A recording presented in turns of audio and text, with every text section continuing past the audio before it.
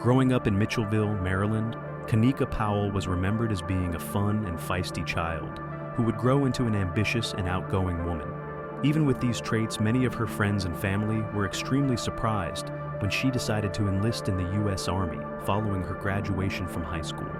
In 2000, she would join the military and serve several years in Korea, all while maintaining contact with her family back home. In 2004, Kanika would leave the military and return home to Maryland. Not long after she returned home, she would land a job, a contract position with the Johns Hopkins University Applied Physics Laboratory in Laurel, Maryland. Her job consisted of homeland security, so the exact nature of her work was unknown. It was always a dream job for Kanika to work in national security. So, when the offer came, she was excited to start her next chapter in life.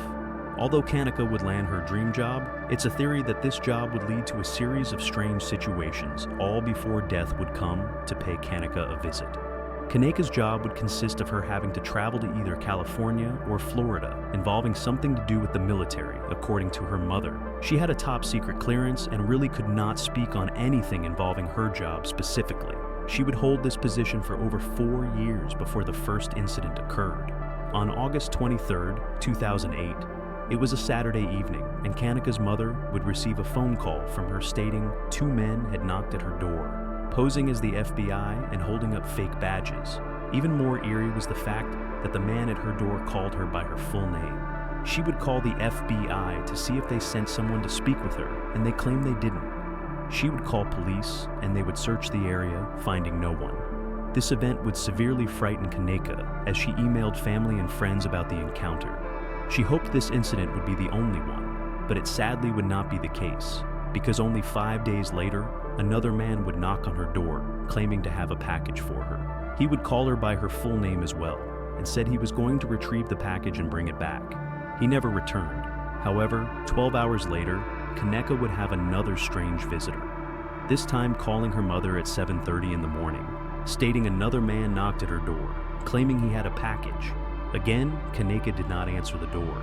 She would tell her mother that she was not going into work that day because she was planning on heading out of town the following day. She didn't want to be out running around at night because of the strange encounters she had the previous few days, and decided to complete some errands in the daytime. The very next day, Kanika's mother would receive a phone call from a detective, telling her, "I'm sorry to tell you this, but your daughter has been shot." Kanika was rushed to the hospital in grave condition, and a brainwave test was run on her, revealing no brain activity. She was then pronounced dead at the hospital.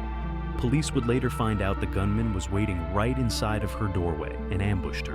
She was found lying in front of her door after being shot by a handgun multiple times. Kanika had no boyfriend at the time, and police don't believe her job had anything to do with her murder. What do you think happened to Kanika? Leave your thoughts and opinions down below.